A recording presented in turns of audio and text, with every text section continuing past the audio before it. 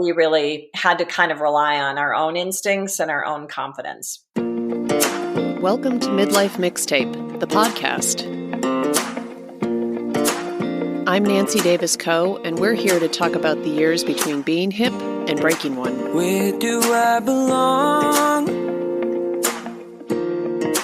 Tell me why I'm here and what's taking this long. When can I move on? I want to take a moment before today's episode to tell you about a summer read I know you're going to want to throw into your beach bag, Mona at Sea by author Elizabeth Gonzalez James. Mona at Sea is a dark comedy set during the Great Recession and features Mona Morales, a young Latina who loses her plum job on Wall Street and must figure out what she's going to do with the rest of her life. Despite her potential and her top-of-her-class college degree, Mona finds herself unemployed, living with her parents, and adrift in life and love. On her tragicomic journey through late-stage capitalism, Mona is ultimately able to learn what it is she finds meaningful in life. The question is, will she be brave enough to go after it? Cristina Garcia, author of Here in Berlin and Dreaming in Cuban, says Mona at Sea is a hilarious, high-octane novel about coming into one's own without coming undone. Elizabeth Gonzalez James is a fresh new voice in contemporary literature, and Mona at Sea has been named a most anticipated book of 2021 by Apple Books, Harper's Bazaar, BuzzFeed Books, Pop Sugar, and more. Find Mona at Sea at your local indie bookstore or online. Hi everyone, have you recovered from your big holiday weekend yet? Hope it was sparkly and patriotic and virus-free. I'm Nancy Davis-Coe, and I'm the creator and host of this here podcast, as well as the author of the Thank You Project, Cultivating Happiness One Letter of Gratitude at a Time. Right now, I'm thankful that our new rescue dog Arlo is settling in just fine, with the exception of needing to be near his humans all the time. Our return from the bathroom or the mailbox is met with the same enthusiasm you might expect from a family greeting a soldier who's served 2 years overseas. So we're just hoping he realizes at some point that we're A, not that interesting, and B, we don't really go anywhere for very long. There are few topics related to midlife more fraught than today's topic, menopause. The men don't want to know, the women don't want to deal with it, and I put myself in that latter category, by the way. This is not something I ever really wanted to cover in the Midlife Mixtape podcast. I was always thinking that some other midlife show could tackle it while we talked about career pivots and concert tours and really great books. I mean, I spent a solid part of my teens totally mocking my mom for her favorite remedy for hot flashes. My mom would whip open the freezer door. We had a top freezer. She'd grab 2 bags of frozen vegetables and she'd put them on her cheeks and just groan. And I would stand there and make fun of her. Do you think I'm really going to admit that same thing happens to me? Well, that's how karma works. Mom, this one's for you. Avoidance hasn't prevented me from going first through perimenopause and then through menopause. Yes, at 55, I am at the far side of all of this. And it sure didn't spare my husband from recognizing an oncoming hot flash from 5 miles away. He usually noticed when I suddenly kicked all the covers onto his side of the bed and then 5 minutes later grabbed them back and bitched at him for hogging the comforter. And in the past few months, I've had so many friends younger than me who are just starting to grapple with all of this. And it occurred to me that while I may not want to talk about it on my show, it's literally the only thing I talk or text about when I'm not recording the podcast. People seem to think that if you've been through it, you have all the answers, but I don't. It's like coming out of a haunted house ride at an amusement park. I don't know what the hell happened back there. I just know I don't want to get back on.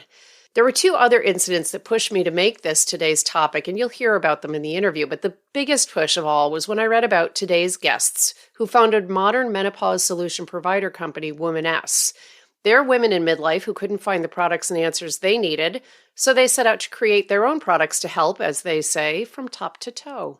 Sally Mueller is the co-founder and CEO of Womaness. She spent over 2 decades of her career at Target Corporation, helping to build the bullseye from a regional discount retailer to one of the world's most recognized and influential global brands. Sally developed and implemented Target's designer program and Design for All platform, transforming the regional discount retailer into a global phenomenon. And I want to give a personal thank you to Sally for that, because all I wore for work in the early aughts was Design for All clothing by Isaac Mizrahi, and I still have a khaki green suit that looks like I paid $1 million for it instead of the, $49 I paid for it at Target. Anywho, Sally went on to launch her own company, Wise Branding, where she formed a licensing relationship with Who What Wear and successfully launched the consumer products line in Target stores and ultimately achieved international distribution. She was then named Chief Brand Officer for Click Brands, overseeing their consumer brands division, where she launched Joy Lab at Target, incubated Versed Skincare, and expanded Who What Wear internationally. Our second guest is Michelle Jacobs, who's the co-founder and COO of Womaness. Michelle began her career in licensing, then spent a few years at a digital media agency leading client relationships for Polo, Ralph Lauren, and Lancôme. After earning her business degree, Michelle marketed billion-dollar brands like Centrum and Advil to every store from the corner bodega to Costco. She moved on over to Time, where she launched and developed the licensing and retail business for Real Simple, Cooking Light, and In Style magazines, and eventually she was recruited to QVC to manage the retail rollout for the Joy Mangano brand. Yes, that Joy Mangano of Jennifer Lawrence fame, aka inventor of the Miracle Mop and Huggable Hangers. Michelle and Sally launched Womaness in March 2021, and they're here to help us understand A, why don't we talk about this stuff, and B, why it's so hard to find effective solutions. And if you think A and B don't have something to do with how women have been ignored or undervalued by the modern medical industry, then where's that juicy GenX cynicism when you need it? In an ode to my mom, go grab 2 bags of frozen vegetables, apply them directly to your face, and let's hear from Sally and Michelle, founders of Womaness. Welcome to the Midlife Mixtape Podcast, Sally Mueller and Michelle Jacobs of Womaness. We're so happy you're here today. Oh, thank you. Thank you for having us. Very happy to be here as well. Now tell me, are you calling in from 2 different spots on the map? Yes, we are. Michelle lives in Westchester County, New York. Got it. And I live in a suburb of St. Paul, Minnesota. Okay. Well, Sally, Michelle, doesn't matter what your role is in the world, breaking menopausal barriers. We always ask the same question at the beginning of the Midlife Mixtape podcast. And I'm going to put Sally on the spot first because I have a sister named Sally. And I'm just going to keep picking on you because of it. Sally, what was your first concert and what were the circumstances? And while she answers, Michelle, know that I'm kicking it to you next. Okay. So this is Sally. Let me hear it. Like rock concert? Whatever your first live music concert experience is. Well, the first memorable one was The Clash. Oh, I love kind of that 80s, 90s alternative music. You are among friends here, Sally. We all do. Michelle and I have talked about my passion for that. And so I remember going to the Clash concert. Where was it? Somewhere in Minneapolis, but I would say the best concert I've ever been to is when U2 was here and it was pouring rain and Bono sang Singing in the Rain. Oh man, what a cool memory. Yeah, that was a great memory. That's awesome. All right, Michelle, what about you? Your first concert? My parents took my sister and I to see the Bee Gees when I was about 7 or 8 years old at Nassau Coliseum on Long Island. So have you seen that Bee Gees documentary on HBO? I haven't, but I want to see it. I've seen that. You have to watch it, Michelle. It's amazing. They're so talented. I didn't realize all the great songs that they wrote. Right. Yeah. Well, I was an Andy Gibb girl myself, and that segment of the documentary just about finished me off. So, that's a super cool first concert too. Really. Now, knowing you guys were coming on, of course, the way my brain works, I was like, what songs would I put on a menopause playlist? And I've already come up with the first 3. Bruce Springsteen, I'm on Fire. Boomtown Rats, Up All Night, and My Ever-Changing Mood by the Style Council. So if you ever need me to develop the full playlist, just let me know. And listeners, if you guys have ideas for what should be on a menopausitivity playlist, send me your song suggestions. DJ at midlifemixtape.com. We can crowdsource this for Sally and Michelle if they want. 100%. We'd love to hear. What's going to make me laugh is if I see an ad for your products and Up All Night is played in the background. I'm going to be like, I mean, you wouldn't be surprised, but we do talk about that all the time. Like if we had a playlist, what would it be? Literally, this is what I do I can't not do it. So I'm here for you. Just hit me up and I'll send you some more songs. And I'm sure you guys listening have ideas too. So let's put it together. So Listen, this is the deal. I just celebrated the 100th episode of the Midlife Mixtape podcast. I've been at it for 4 years. I have had approximately 1 million pitches from people who have wanted to come on the show and talk about menopause in those 4 years. And every single one I read with this sense of, oh God, do we have to? And I'm just being honest. I feel like, please go to a different show. I don't want to think about it. I don't want to talk about it. The reason I invited you on is because of something I saw on social media a couple of weeks ago. There's a younger mom I know. She's in her 40s. That to me is young because I'm 55. And she said, I'm not in perimenopause yet, but I have no idea what's coming. I have nowhere to go for information. And she said, I am depending on my older GenX sisters to normalize this the way they did for postpartum depression. Mm-hmm. And when I read that, I thought, yeah, that's actually something GenX did a good job of, because we were transparent. And even if it was awkward, we talked about it.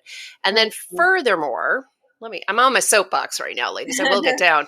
Furthermore, I wondered if you had seen the article in the New York Times at the end of May about what a feminist menopause should look like. Did you guys see that? Yes. Yes, it was in the opinion section, and I'm going to link this in the show notes so everybody can go read this. And this was a paragraph that jumped out at me. We can do better by embracing the idea of a feminist menopause. Women deserve to experience these changes in their bodies equipped with facts and free of fear, shame, or secrecy. A feminist menopause rejects the patriarchal notion that a woman's worth is tied to her ovarian function and that the end of her reproductive life represents the end of her productive life. And she goes on to say, speaking up about the concerns of a female body as it ages should be considered normal, not brave. Mm-hmm. So this episode is me just being normal, not brave. We're going to talk about menopause and it's going to be okay. GenX is going to normalize this and make it better, just like we did with rap and hip hop.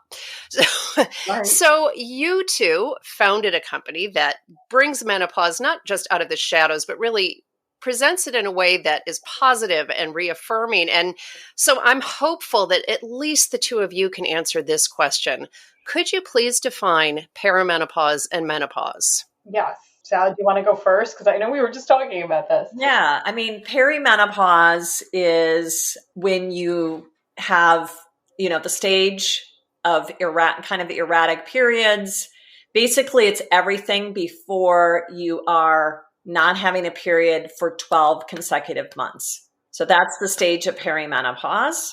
Once you've literally not had a period for a year, then you become menopausal, or in some cases, actually postmenopausal. Anything, Michelle, that you want to add? But that's basically how they define it. Yeah. I mean, perimenopause is, you can have all kinds of symptoms, but they're erratic. They come and go. You can have a short period, a long period. You can get horrible cramps again out of nowhere. You might have a hot flash here and there, but until you haven't had your period for 12 months, you are not considered in menopause.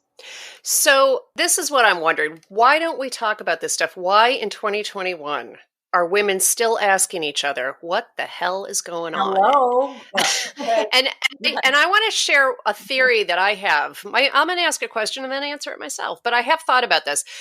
So when we were 12, 13 years old and we were going through the change, as my aunt called it, for most of us, for a lot of us, we did have moms who were in their 20s, 30s, maybe 40s, who could remember what it was like for them. I know there were so many situations where those moms still didn't tell us anything, but at least they knew, at least they had the information.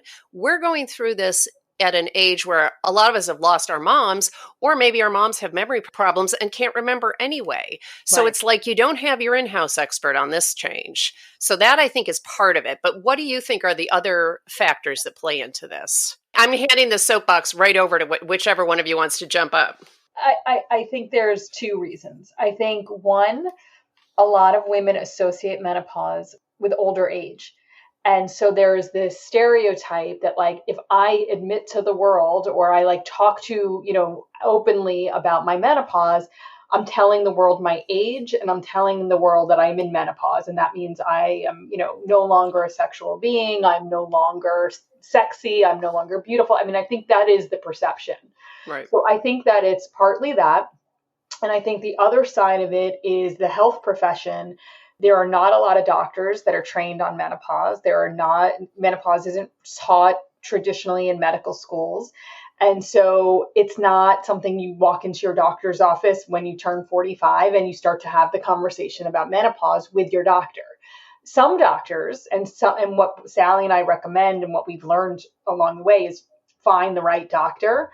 That's another conversation. But I think doctors aren't sitting with their patients and saying, here's what to expect, here's what's going on with your body, and it's totally normal. And it has not been a normalized conversation.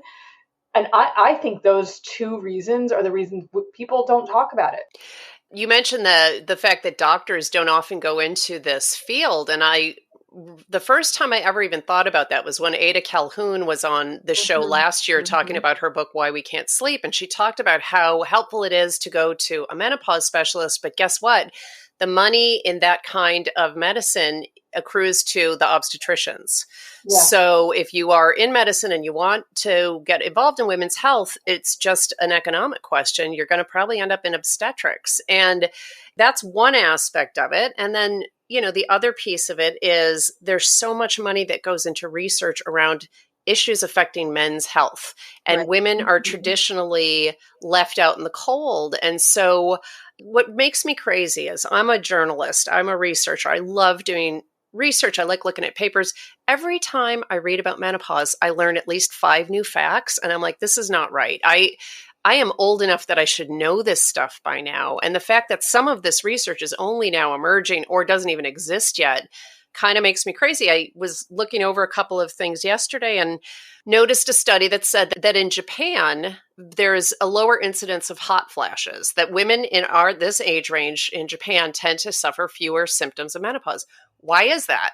I mean, they're talking, maybe it's the soy-based diet, maybe it's lower caffeine intake, all that kind of stuff. Why don't more people know that? It just makes me crazy. It does make you crazy. And I think we've been working really closely with actually Stephanie Fabian from the Mayo Clinic and her staff, the Women's Health Center.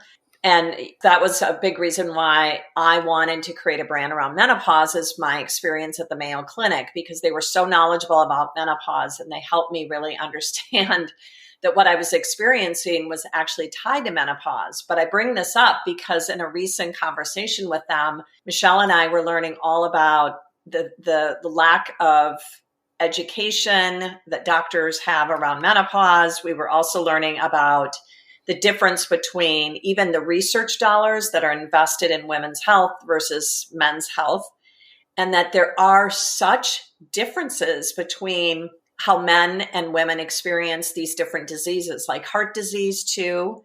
Right. And menopause can also cause, because of the lack, the loss of estrogen can also cause heart disease issues. So it's really important that there is more research around women's health, because the ways some of these diseases are manifested are so different, right? The experience is so different. I think heart disease is probably the most talked about difference. Women, even, if they're about to have a heart attack, they don't even have the same symptoms men have. So it's not just menopause, but it's just women's health in general, which has been really, really underfunded. And it's interesting because from what I understand about you guys starting Womaness, you did that based on your own dissatisfaction with trying to find answers for your own perimenopause, menopause situation. Yeah, absolutely. I mean, because I'm quite a bit older than Michelle.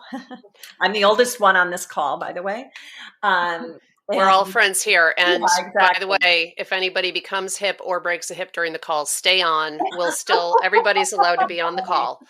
I have a very expansive definition of midlife that I think younger people don't like, because I think good luck reaching 90. I hope you do, but probably you're in midlife starting at 30 and this is all like, I'm trying to help my friend Whitney. I want her to understand what's coming. So, yeah, exactly. And that's why we did really get excited about creating a brand, because we didn't see any product line out there that was really formulated with clean ingredients, that was affordable for all.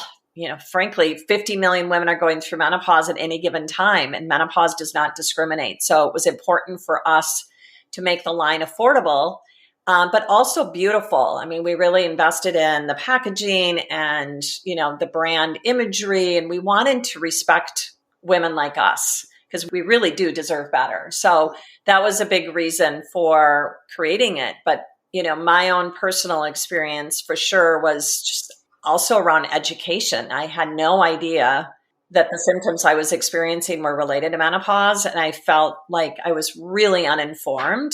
And it wasn't that I didn't read a few menopause books casually. I was busy in my career and my family, and I didn't really take the time. I think that happens to a lot of women, right? Where they're just busy in their own lives. And then they're in their late 30s or early 40s, and all of a sudden they're noticing some changes, or their periods become a little bit more erratic. And, some women even experience some hot flashes early on. You just start to feel, like something's kind of happening. Right. And it's so important to be prepared and know what's coming down the path. And it doesn't mean that you have to be afraid. You just have to be really more informed. And what Michelle and I talk about all the time, because we are really finding that our brand is attracting a much younger consumer than we thought we would attract. And I think women that are in their 30s and 40s just want to be better prepared.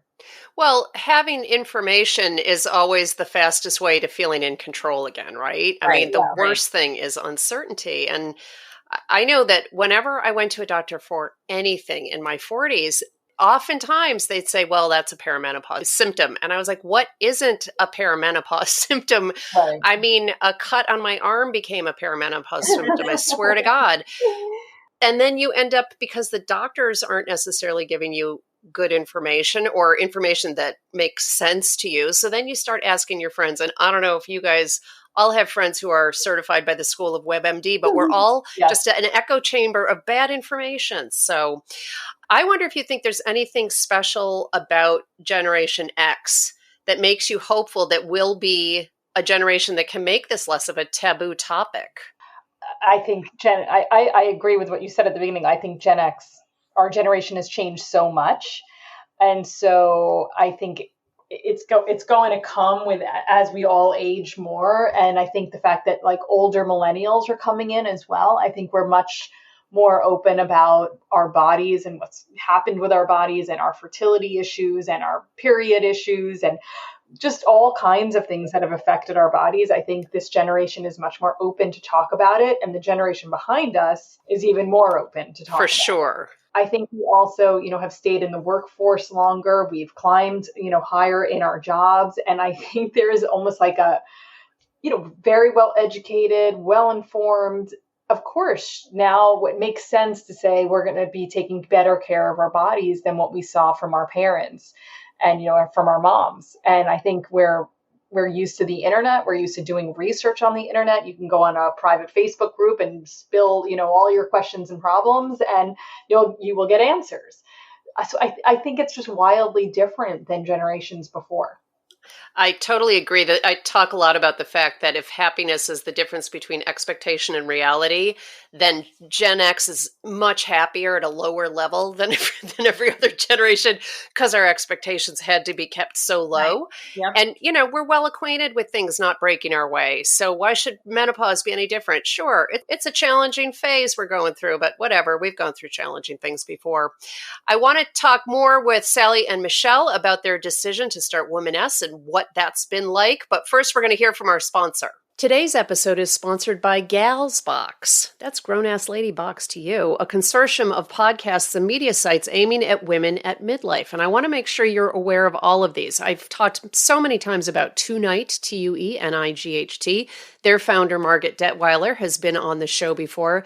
But there's also Jumble and Flow, The Wolfer, as in Who's Afraid of Virginia Woolf, Dame, Girls of a Certain Age, and their Everything is Fine podcast. And again, Kim France of Everything is Fine has been here on the show. There's the Black Girl's Guide to Surviving Menopause website. Well, if this isn't your week to go check out what's on offer over there, you definitely should. But I also want to mention Hey Perry and Revel are part of what we are calling the Gals Box. It's just a bunch of ladies who are trying to get each other's word out into the world. So I hope you'll go check them out. The Wolfer has a sweet new post this week where they asked their community members to share something they love and don't usually talk about. And it's a surprisingly moving post. Revel's got 6-minute summer beauty routines, and all these sites are putting out great content for people in the years between being hip and breaking one. So I hope you'll go check out Tonight, Jumble and Flow, The Wolfer, Revel, Hey Perry, Everything is Fine podcast, and the Black Girl's Guide to Surviving Menopause. And I'm back with Michelle Jacobs and Sally Mueller of Womaness. So I want to start this section by talking about how you launched a new company during a pandemic. So Womaness, just so you guys know who are listening, it's both a direct-to-consumer product, which is something that cuts out the middleman and goes straight from the website to you, the buyer, but it's also at Target. And I know Sally was in a leadership role in Target, so I know there's a connection there. I call that leveraging your midlife network, baby. That's how it goes. But let's hear about Womaness. I mean, first of all, where did you meet? Second of all, why did you decide 2020 is the right time to launch a company? Oh my gosh. Well, we like to say at Womaness that we're making women feel unstoppable. And that's exactly what this is all about. We didn't let a pandemic stop us. And, Michelle and I met about 15 years ago when she was an executive at Real Simple, creating the product line that was so successful at Target and Bed Bath & Beyond. And she was introduced to me by a mutual friend because I was at Target as an executive, and she wanted some advice from me before she met with the Target team. So that was the start of our friendship. And we ended up just staying in touch, as moms and friends. And then we ended up doing some work together. I consulted for Michelle and a couple different times while I had my own business after leaving Target. So we became, very knowledgeable about each other's careers and goals. And when I told her about my own personal experience with menopause, and the fact that I wanted to really disrupt this market and create something really modern and exciting, she said, "Oh my gosh, I want to do this with you." So that was the beginning of our partnership on Womaness. And when was that? That was about 2 years ago. And I was working full time on the Who What Wear brand and with those amazing women that run Click Brands. And Michelle was working with HSN, running the Joy Mangano brand at that point. So we both have many, many decades of experience working on developing brands for women across fashion and beauty and home and lifestyle. So this was honestly a very natural progression for us. We've both done product development, marketing, brand creation, supply chain. Both of us have kind of touched all of the different facets of the business. And so it made a lot of sense for us to create, our own brand that we really believed in. Obviously, our mission is so, from our heart. And we really want to help women that are going through menopause through, products, but also, as I said, information and inspiration. And we want women in this kind of stage of life to connect with other women. So community is a really, really important part of our brand as well. How do you create that community? We create the community one woman at a time. We believe so strongly in developing, personal relationships with women. The platform that we're creating, we have a private Facebook group called the After Party, and we hired Ann Goebel, who's in, I think, early 50s to lead that and really invite women in. So she's really helping to create a conversation. She is posing questions to the community that's on, as part of that private Facebook group. We have live events where you could hear from our different experts. We brought in experts not only from the Mayo Clinic, but sexual wellness experts, all sorts of different experts coming down the path as well. So we're really trying to, create a platform so women can interact with other women. Now that the pandemic is lessening, we hope to have more in-person events as well. So I think that will be an important way for women to interact with other women and our brand. We're really loving, just interacting with women and building a team that is passionate about that as well. We do have an ambassador program so women can get more involved in the brand, test product for us, provide input, host their own Womaness and Wine events, we call them. There's just a number of ways that we're interacting or having women interact with each other. So you launched in Target in March of 2021. I'm curious, what was the biggest obstacle you had to overcome between 2 years ago having the idea and seeing your products on the store shelves in March? What did you have to overcome, and how did being a woman at midlife give you the skills or the tenacity to overcome that? We had to raise capital during the pandemic. Yay, that's easy. That was a huge obstacle, and not that investors weren't excited about our mission and believed in Michelle and I, but it was just the world was really obviously going through major struggles with the pandemic. So we had just some uphill battle in terms of timeline, but we obviously received incredible support from investors. We ended up with Unilever Ventures investing in us and another investor called Obvious Ventures that invested in brands like Welly and Ollie that are at Target. So we really came out well in the scheme of things, but it was challenging just while you're in it. Right. And I think you learn that your wisdom and, not to panic, really to stay the course. And if you believe in yourself and believe in the mission and the brand that you're creating, eventually everything will come together. It might just take a little bit longer. So that's what we really had to kind of rely on, our own instincts and our own confidence. So what are the best-selling products so far? What are people really responding to? And by the way, I got to say this, I had ordered some stuff from you because I said to myself, self, if there was a little patch you could put over the one little age spot on the back of your hand, that would be the ideal product. And then I found your website and I'm like, holy Lord, there's a set of patches for age spots and it's working great. So good. Well, the good news I would say is, we have about 5 best-selling products, and it sort of rotates. Let's Neck, which is our neck and décolleté serum, is probably our number 1 selling product right now. It has a cooling roller ball, so it not only does the serum kind of help smooth and tighten your neck and skin around, your chest, but it also feels really great. You wish you could send that in retrospect to Nora Ephron, don't you? Yeah. And, a lot of women tell us they put it in the refrigerator and use it when it's cold because the rollerball stays cold for a very long time. So it's a really great product. We also, both of our supplements have done very well. So we have Menopause, which is really focused on hot flashes, night sweats, vaginal dryness, sexual wellness, calm. It's a really great formulation. One of the main ingredients is called pycnogenol. There's been a lot of clinical data around how it helps in those menopause symptoms that I just listed.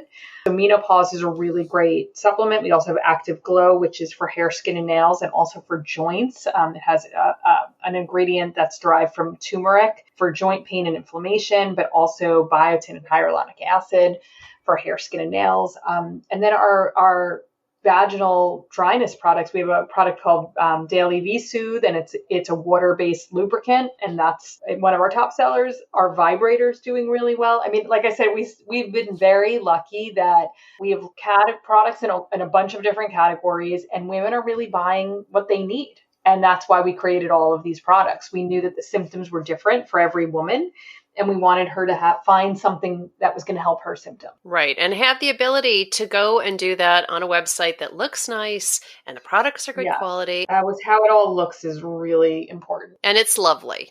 What kind of feedback from customers means the most to you? What have you heard that really made you guys think, wow, we are on the right track? I love getting emails where people are like, there are two sets of emails that I love. One, your products are amazing and it worked, and my skin's never felt better, or it really helped me with my hot flashes.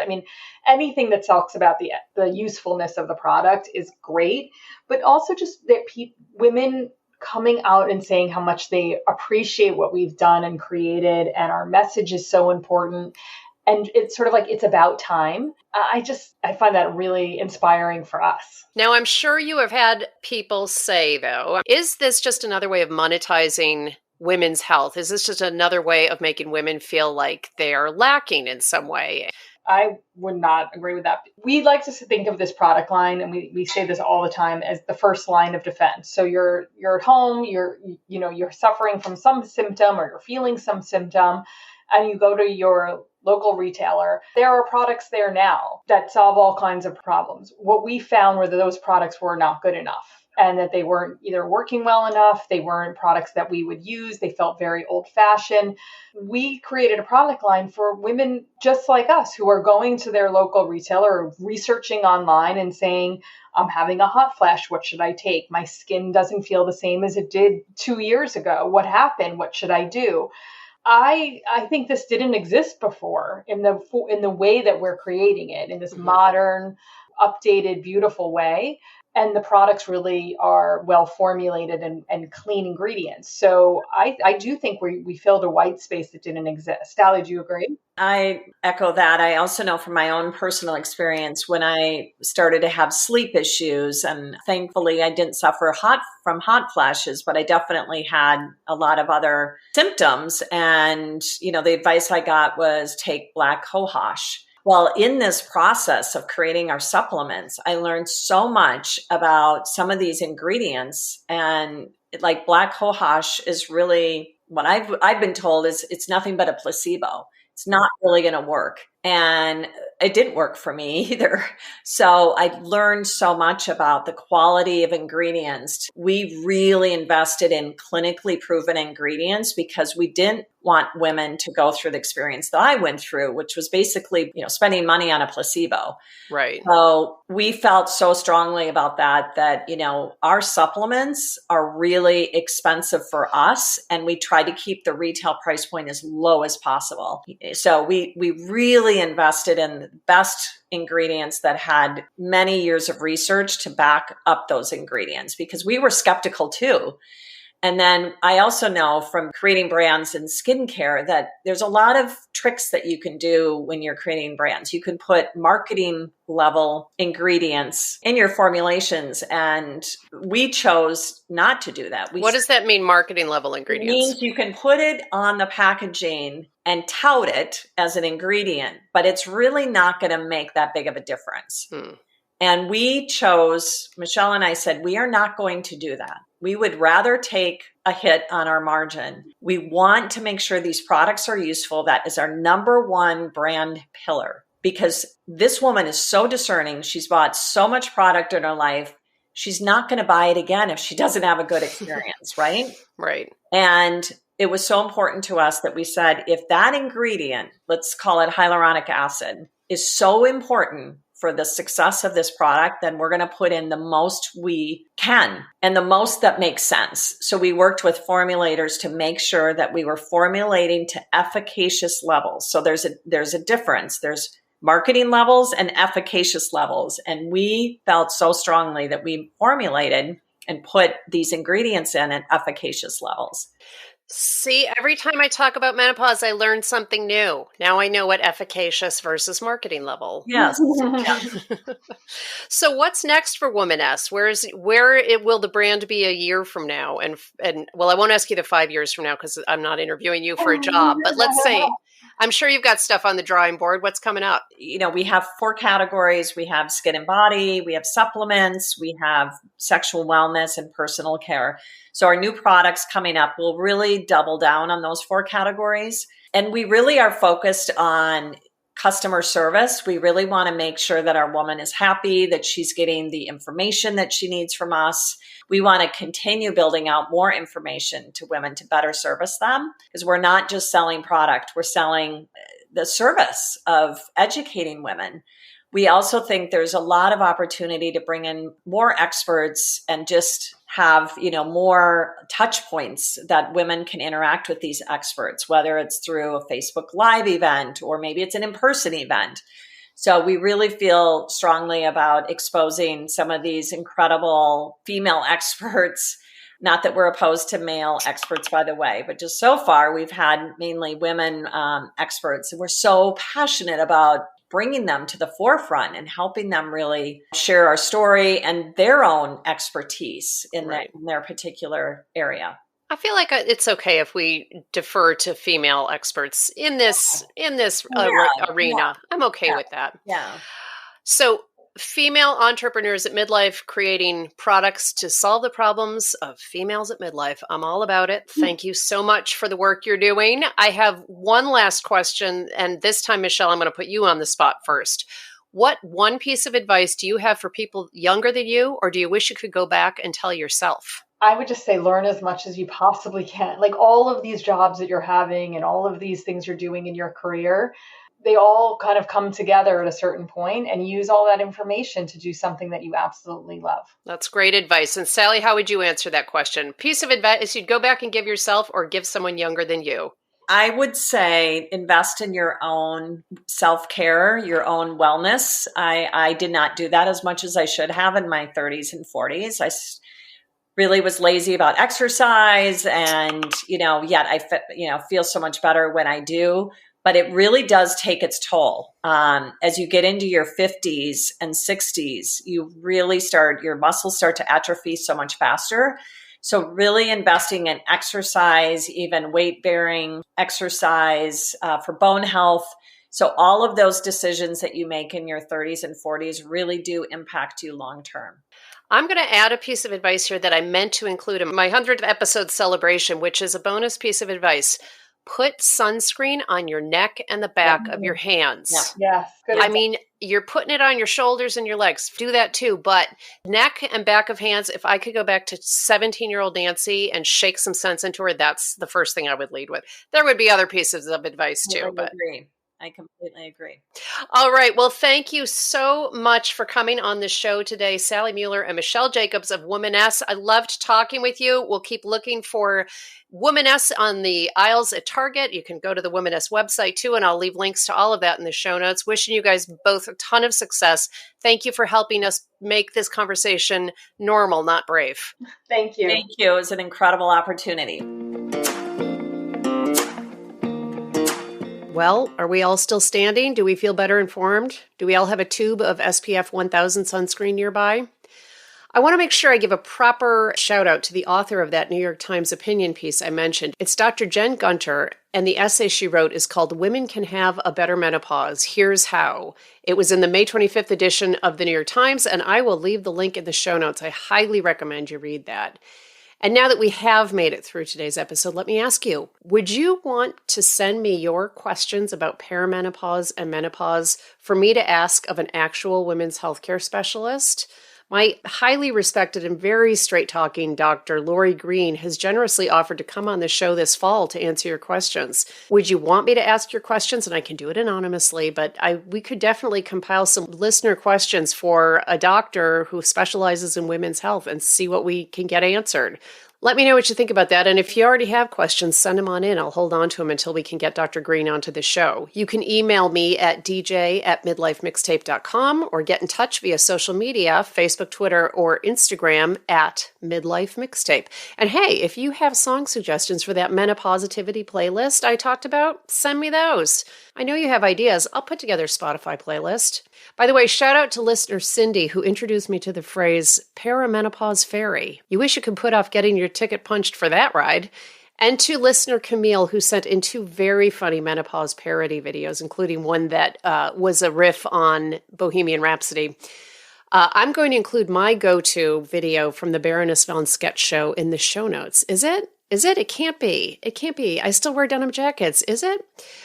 I also want to give you a quick heads up on scheduling for the next couple of episodes. We have one more July episode to go with a really cool guest I know you guys are going to love. And then I'm taking most of the month of August off to finally do my mom's memorial service 8 months after the fact. And we're going to go to family camp, which we haven't been able to do since 2019. So we'll pick up again at the end of August. Make sure you're subscribed wherever you listen so you don't miss that first episode back. But I'll see everyone back here in 2 weeks. Thank you so much for listening to the Midlife Mixtape podcast. I hope you have a wonderful week. I don't want to be this, don't want to be that, don't want to give up, I want to give back. I want to be free by whatever means, whatever you want from me, I want to be. Don't want to be this, don't want to be that, don't want to give up, I want to give back. I want to be free by whatever means, Whatever you want from me, I wanna be. I wanna be free by whatever means.